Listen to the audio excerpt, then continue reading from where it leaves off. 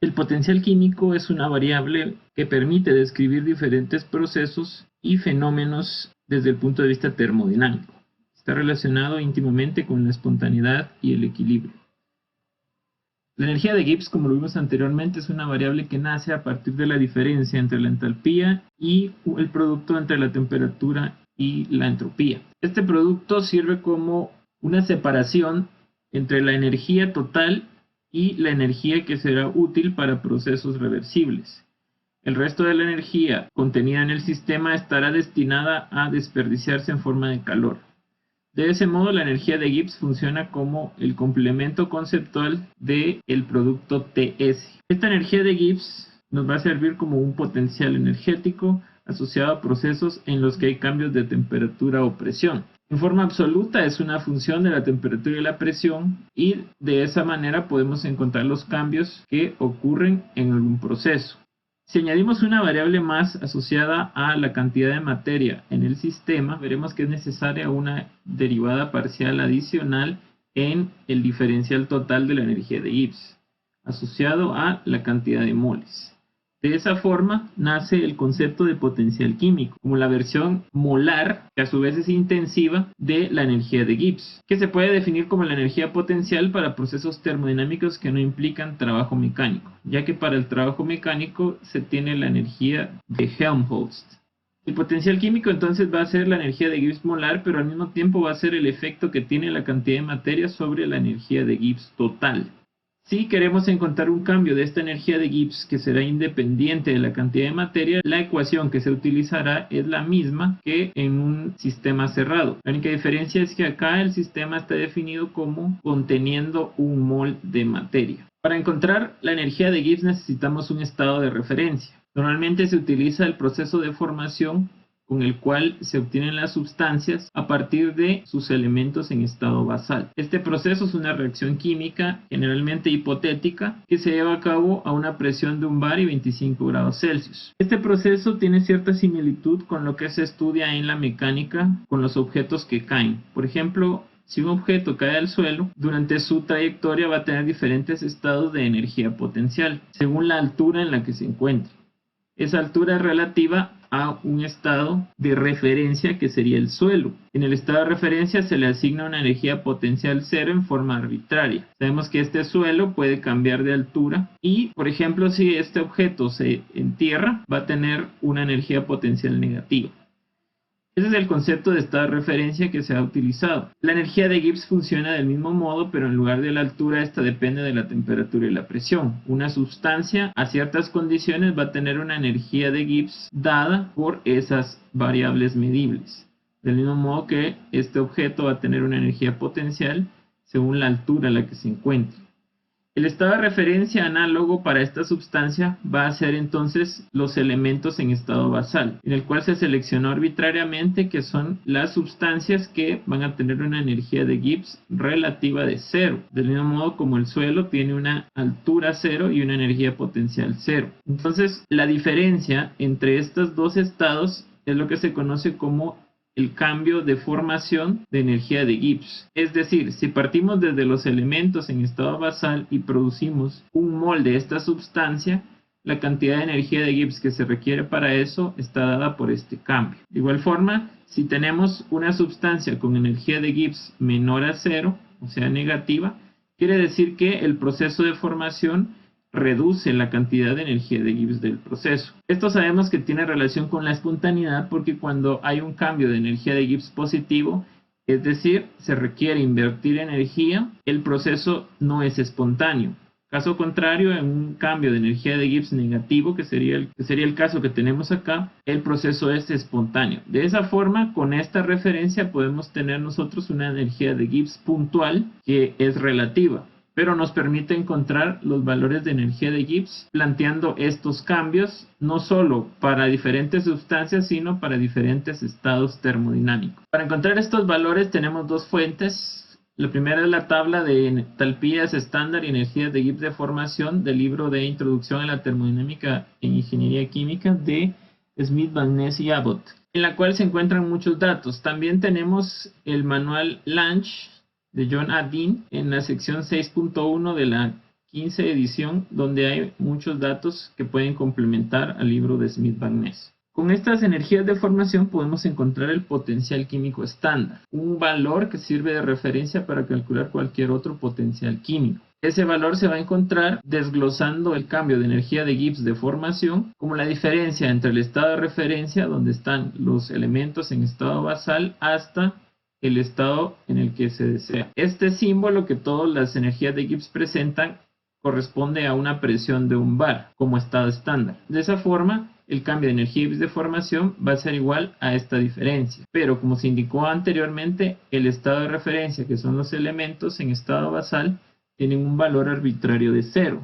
Por consiguiente, el estado estándar de cualquier sustancia va a ser igual a su cambio de energía de Gibbs de formación. Si planteamos un proceso isotérmico usando el potencial químico en función de la temperatura y la presión, vemos que esta parte no se toma en cuenta y solo hay que integrar la función de la presión, que en este caso es el volumen. El volumen depende de la presión y al sustituir esa función podemos calcular el cambio de energía de Gibbs para un mol, sabiendo que este es un volumen molar. De ese modo, el proceso isotérmico queda planteado. Si utilizamos el modelo de gases ideales, vamos a ver que el volumen de un gas ideal está dado por la ecuación del gas ideal simplificada al ser un volumen molar. Sustituyendo ese valor, aquí obtenemos la integral de RT sobre P, que equivale al cambio de energía de Gibbs. Lo que se obtiene es una función logarítmica que relaciona las dos presiones. Si utilizamos el estado de referencia como el estado inicial de un proceso hipotético, vamos a ver que el estado de referencia de los gases es siempre un gas ideal a un bar de presión y 25 grados Celsius. Por consiguiente, ese estado lo podemos usar como estado inicial, que sería la presión estándar,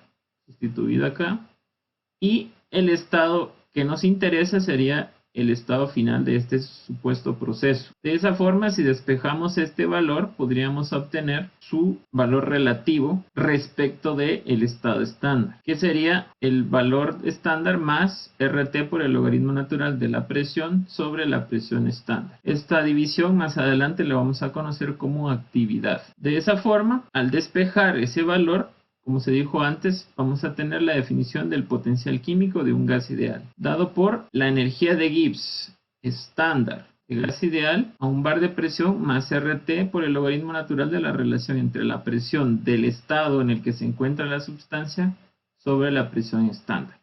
Este cálculo solo se puede hacer a una temperatura conocida constante. Para variar la temperatura necesitamos hacer otro proceso. De esta forma solamente podemos calcular potenciales químicos a distintas presiones. Por ejemplo, si vamos a hacer un proceso isotérmico y deseamos usar el estado de referencia, podemos calcular los potenciales químicos de cada estado por separado, sabiendo que la referencia en ambos es el estado estándar, que está presente en las dos ecuaciones, y luego simplemente restarlo. Este cálculo es similar a lo que se hace en las tablas de vapor. Encontrar un valor relativo de la variable de estado y para un proceso solamente hacer una resta. De esa forma la resta coincide con el resultado que habíamos visto anteriormente. RT por el logaritmo natural de la relación de presiones es lo que resulta al restar estas dos expresiones. Vamos a ver un ejemplo. Estima el cambio de potencial químico que sufre el sulfuro de hidrógeno cuando se somete a un proceso isotérmico desde una presión de 25 kilopascales hasta una presión de 350 kilopascales a 25 grados Celsius. Utilice el modelo de gas ideal. Para resolver esto es necesario tomar en cuenta que nos dan la temperatura de las tablas de energía de Gibbs de formación. Por consiguiente no hay que hacer ningún cambio de la temperatura. Y al usar el modelo de gas ideal lo único que nos está diciendo es que el estado de referencia va a ser gas ideal y cada uno de los estados por los que pasa en el proceso esta sustancia es de gas ideal. De esa forma, buscamos nuestro estado estándar en las tablas de energía de Gibbs de formación que nos da este valor, menos 33.560 joules sobre mol. Quiere decir que para producir un mol de sulfuro de hidrógeno a partir de hidrógeno y azufre en estado basal, se pierden 33.560 joules de energía útil. De esa forma podemos encontrar el potencial químico en el estado inicial tomando el estado de referencia más RT por el logaritmo de la relación de presiones. En este caso la presión inicial es 25 kilopascales y la referencia son 100 kilopascales, es decir, un bar. Eso nos da el valor del potencial químico inicial. Si hacemos lo mismo con el estado final, donde lo único que cambia es la presión, obtenemos otro valor. Y así el cambio de potencial químico, que es lo que tenemos que calcular, sería la diferencia de esos dos. Ahora veamos qué pasa si cambia la temperatura.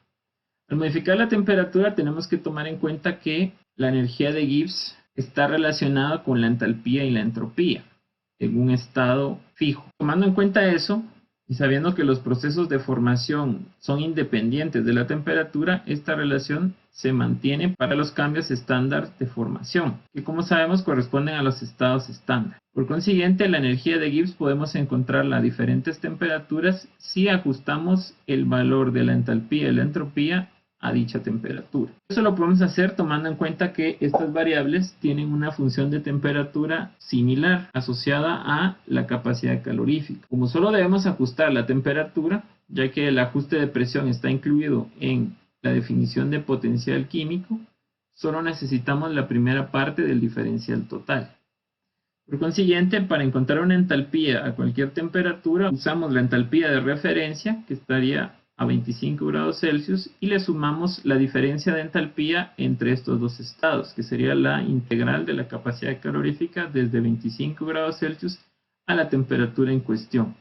Lo mismo ocurre con la entropía, que previamente hay que encontrarla a 25 grados Celsius con esta misma relación y luego ajustarla con su derivada parcial respecto a la temperatura, que es igual a la capacidad calorífica sobre la temperatura.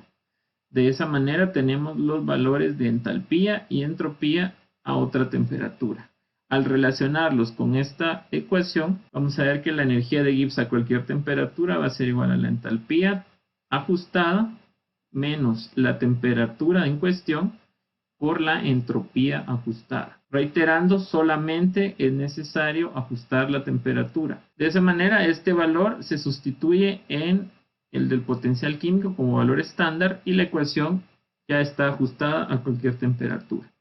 Veamos otro ejemplo. Estima el cambio de energía de Gibbs que sufren 22 moles de sulfuro de hidrógeno cuando se someten a un proceso desde una presión y temperatura de 10 kilopascales y menos 10 grados Celsius hasta alcanzar 450 kilopascales y 58 grados Celsius. Utiliza el modelo de gas ideal con capacidad calorífica constante. Como vemos en este caso, la temperatura y la presión van a cambiar al mismo tiempo. Por ser una variable de estado, la energía de Gibbs no es necesario conocer la trayectoria del proceso. Entonces tenemos los siguientes datos. Para este ejemplo necesitamos la energía de Gibbs estándar, que la encontramos en las tablas de formación, y la entalpía estándar, además de la capacidad calorífica, que vamos a utilizar la constante como valor promedio, asumiendo que el valor a 25 grados Celsius es igual al promedio. Multiplicando esto por R encontramos el valor de la capacidad calorífica molar. Con eso podemos encontrar cada uno de los potenciales químicos de los dos estados. Con la relación que tiene la energía de Gibbs, la entalpía y la entropía en un estado, podemos hallar la entropía a 25 grados Celsius, ya que esa no está tabulada en las tablas. Esta no se debe confundir con la entropía que se calcula a partir del estado del cero absoluto. Esta es a partir del estado estándar. Entonces, restando la entalpía y la energía de Gibbs estándar y dividiendo esa resta dentro de la temperatura de referencia, podemos encontrar la entropía estándar a 25 grados Celsius y un bar. En el estado inicial tenemos 10 kilopascales y menos 10 grados Celsius. Para ajustar la entalpía, debemos sumarle a la entalpía estándar a 25 grados Celsius la integral de la capacidad calorífica. Como esta capacidad calorífica es constante, puede salir de la integral y queda un Cp por delta T. Al sumarle eso al valor estándar, obtenemos la entalpía estándar a menos 10 grados Celsius. Luego hacemos lo mismo con la entropía, pero dividiendo la integral dentro de T y obtenemos la entropía estándar a menos 10 grados Celsius. Con esas dos podemos encontrar la energía de Gibbs estándar a menos 10 grados Celsius. Ese valor se sustituye en la ecuación del potencial químico del estado inicial y podemos hallar su valor, que sabemos que está a 10 kilopascales y ahora a menos 10 grados Celsius. Volvemos a hacer lo mismo con el estado final, que esta vez está a 450 kilopascales y 58 grados Celsius.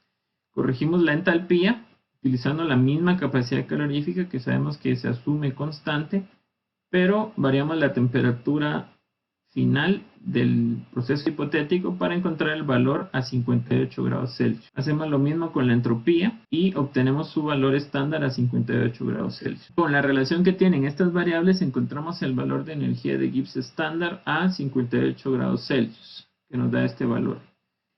Con él podemos hallar el potencial químico en el estado final sustituyendo su valor a la temperatura de 58 grados Celsius y su respectiva presión. De esa forma se encuentra el estado final. Para definir el proceso sabemos que solo es necesaria la diferencia. En el caso del cambio de potencial químico se restarían los dos. Y si se necesita el cambio de energía de Gibbs total, simplemente se multiplica por los moles, que en este caso son 22 moles, obteniendo el valor en joules. ¿Qué pasa si ahora se necesita el potencial químico de una sustancia real? Es decir, que no cumple con el modelo de gas ideal. Para esto se introduce un factor de corrección que permite utilizar la misma ecuación del gas ideal para sustancias reales. Así es como nace la fugacidad. La fugacidad no es más que la corrección de la presión en el potencial químico de una sustancia real. Esta fugacidad cambia su valor respecto de la presión según las desviaciones que presenta la sustancia respecto al gas ideal. Sabemos que pueden estar causadas por las fuerzas intermoleculares. Si restamos estas dos expresiones, la real menos la de gas ideal, obtenemos el potencial químico residual, que al operar estas dos expresiones nos va a dar RT por el logaritmo de la relación entre la fugacidad y su respectiva presión. Esta relación se conoce como coeficiente de fugacidad, simbolizado por la letra griega phi. Para encontrar entonces el potencial químico de una sustancia real, necesitamos conocer el valor de la fugacidad, que se va a encontrar con el producto del coeficiente de fugacidad y la presión. Este coeficiente funciona como una corrección similar a lo que hace el factor de compresibilidad en la ecuación de gas ideal. De ese modo podemos sustituir este producto en lugar de la fugacidad y sabemos que al introducir el coeficiente de fugacidad aquí, dentro de esta paréntesis, obtenemos el valor de potencial químico de una sustancia realista. Lo que está dentro de este paréntesis se conoce como actividad, que no importa qué sustancia sea, es lo que va en el interior del logaritmo como argumento para el potencial químico. En el caso de un gas ideal, la actividad sería igual a la presión sobre la presión estándar, ya que el coeficiente de fugacidad de un gas ideal tendría el valor de 1. Así, la expresión de una energía de Gibbs molar o potencial químico se puede generalizar de esta forma, teniendo un estado de referencia, que por ahora solo va a ser gas ideal, y una actividad en la que se incluye los efectos de la presión y las fuerzas intermoleculares. Para calcular el coeficiente de fugacidad es necesario utilizar diferentes métodos. Existen dos básicamente. El primero es a través de ecuaciones de estado. Para eso debemos recordar la expresión que acabamos de generar para la energía de Gibbs molar residual o potencial químico residual, que está íntimamente asociada con el coeficiente de fugacidad.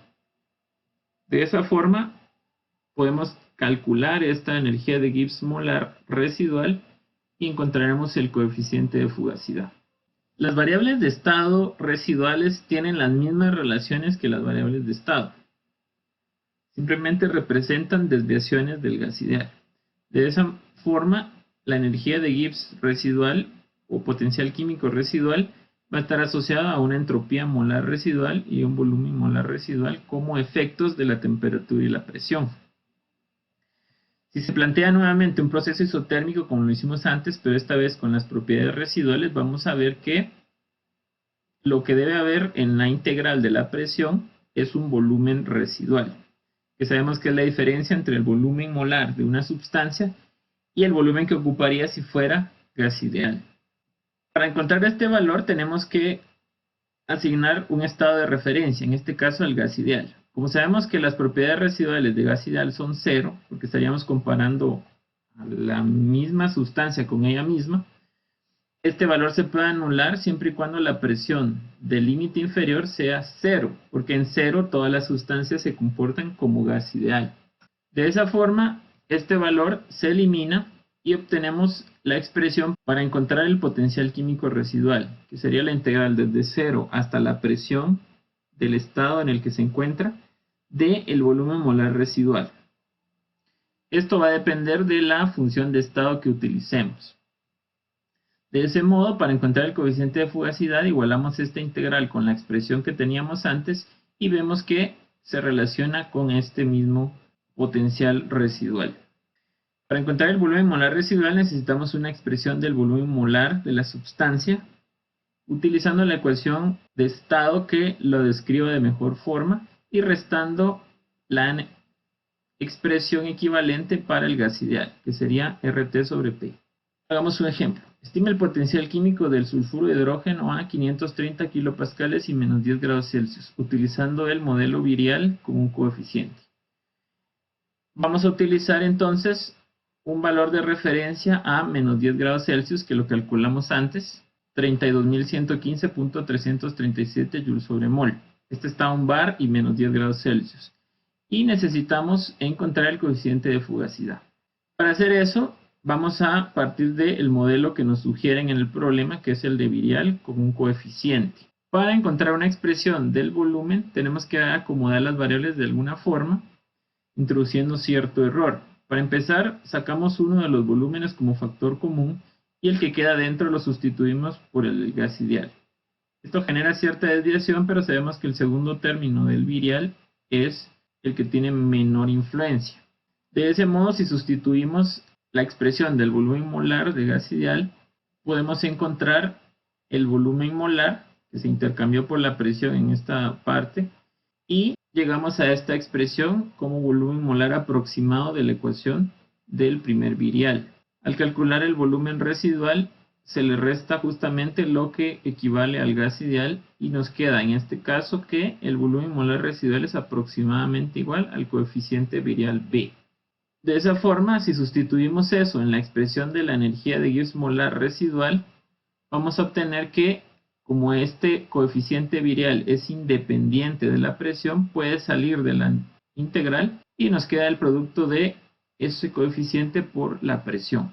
De esa forma, al sustituir esto en la ecuación del coeficiente de fugacidad, vemos que el logaritmo natural de phi va a ser igual a B por la presión sobre RT.